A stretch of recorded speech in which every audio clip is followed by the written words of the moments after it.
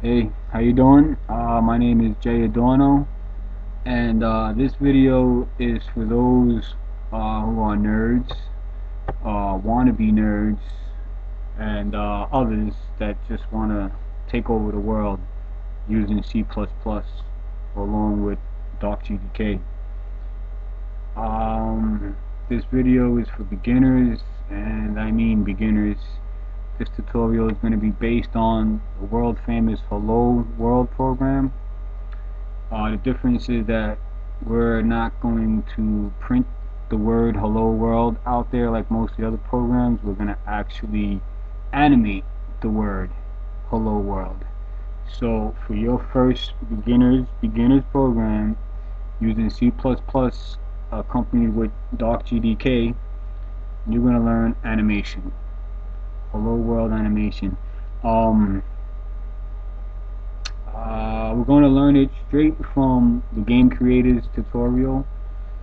If you have this program, or if you were to go to the GameCreators.com and download the DarkGDK package, you can find exactly what I'm going to read to you there. Sometimes it's easier to have somebody read it to you, and you can watch along than to read it and try to understand what these words mean when you're a beginner. Okay, I'm going to read it to you word for word. I'm going to also ad-lib a little, and let's get started. The first thing I'm going to do is over here I'm going to type in these two backspaces, and basically what these two backspaces do, they allow you to put remarks in your program where the C++ compiler will not really read it or care about it or try to do any computing on it. It's basically for you to kind of remember more or less what your program, that section of your program is about. I'm going to put it here right now to give credit to the, well, first of all, the name of this, which is DarkGDK, brought to us by those great guys, what are they called, Game Creators, and you can find these guys at www.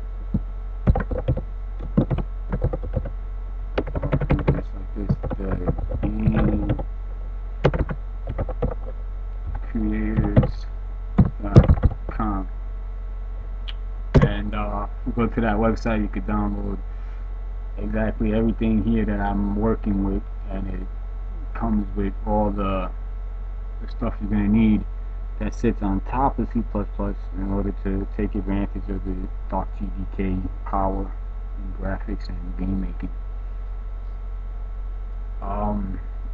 Okay, so we're going to get started. Okay, in this program we're going to take an image and we're going to animate it on screen by using a sprite. Whenever using DarkGDK, you must include the header file, and the header file, you will type in this to use it, to include it, and it's actually called include,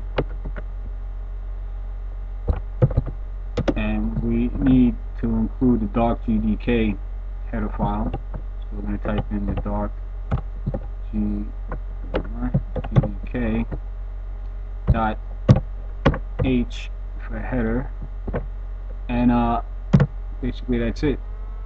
So now whenever using DarkGDK, we know that we must include a header file, and the header file they want us to include is DarkGDK.h.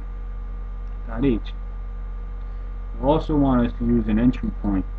The main entry point for the application is this function, and it goes like this. It's void DarkGDK open parentheses void, close them up, and basically so what we got here is we're going to use our backslashes so we can put some of our marks in here. We got here, we have a header file, and if we make a little space here, we can put here our main entry.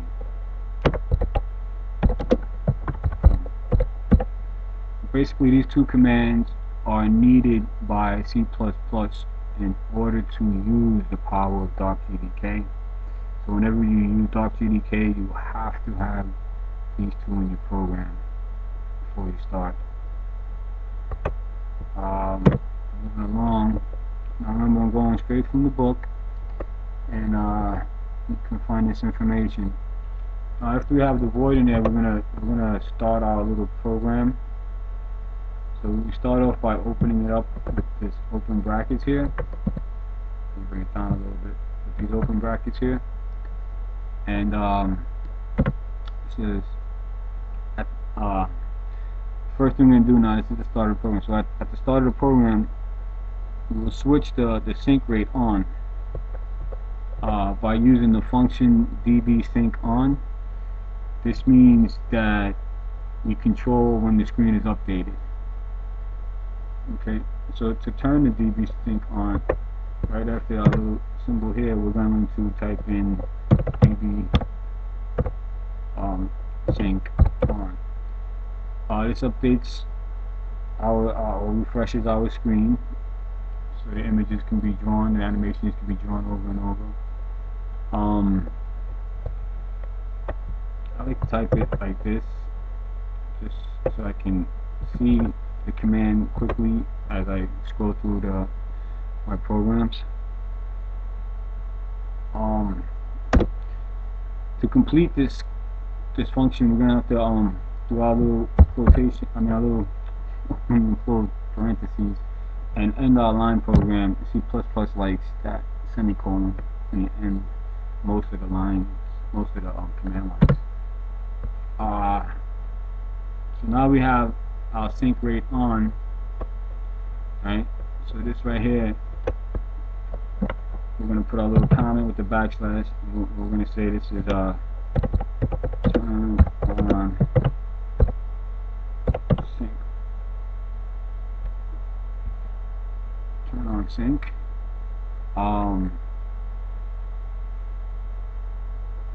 How about we type it like they have it in the book, because they explain it pretty good. We'll type in switch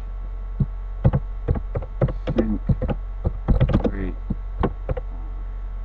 There you go. And now we move on, and now we're going to set the maximum amount of time per second that the program can update the screen. We set this to a value of 60, meaning this program will run at a potential frame rate of 60 frames per second. Once again, read that right off the book. So basically telling us that we're going to set the maximum amount of times per second, and that the program can update the screen. We set this to a value of 60. So 60 seems to be the maximum amount. You can probably play with that. It might be a higher number, I'm not sure, but 60 is what we're going to use for our project. And now that we have the sync rate on, we turned it on, now we can set our sync rate. So what I'm going to do is I'm going to type in db sync rate to 60, and I'll close my command line with my semicolon. And basically easy, basically simple.